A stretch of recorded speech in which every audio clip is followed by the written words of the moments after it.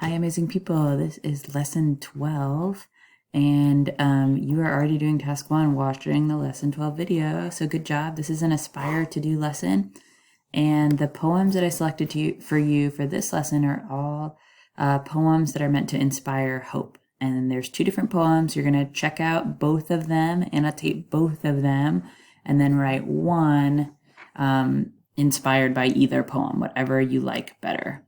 So task 1 is to listen to the poem Wash Your Hands, or read it at this link. And then you're going to annotate it. So Wash Your Hands really uses similes to make that sense of hope and some sensory details. So those are the things you're going to be highlighting as you read the poem. So simile, right, is anything that ends with like or as. So like you are washing the only teacup left that your great-grandmother carried across the ocean. So that's a simile. So I'm going to highlight it in orange. And it shows something very, very special. There's also tons of sensory details, things that we should be doing right now, according to this author, to be kind of taking care of each other.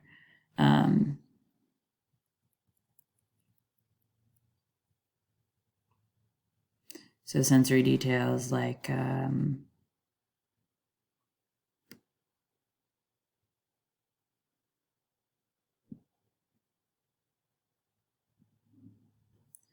so these are some great sensory details that the author uses. So I want you to find your own as you read the poem and then answer the questions down below. The second poem that you're going to read and annotate is called Affirmation. It's a really great example of using contrast and strong verbs to show things that we can still do even though our life is a little bit more limited right now. So you're going to read the poem and then answer the questions here in red, which ask you to try on the author's strategy of contrast. So she does a lot of saying this, but also this, like the line, my hands may shake, but they can still hold me, or another. So even though this is happening, this is also happening. So using strong words like shake and hold to show sort of contrast and bring in that sense of hope. Another example that she uses, somewhere it blank, while somewhere else it blank. So somewhere something difficult is happening, but somewhere else there's also something good.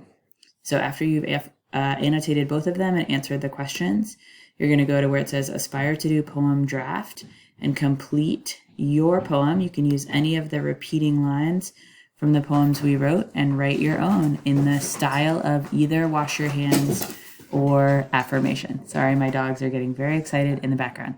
Have a great day.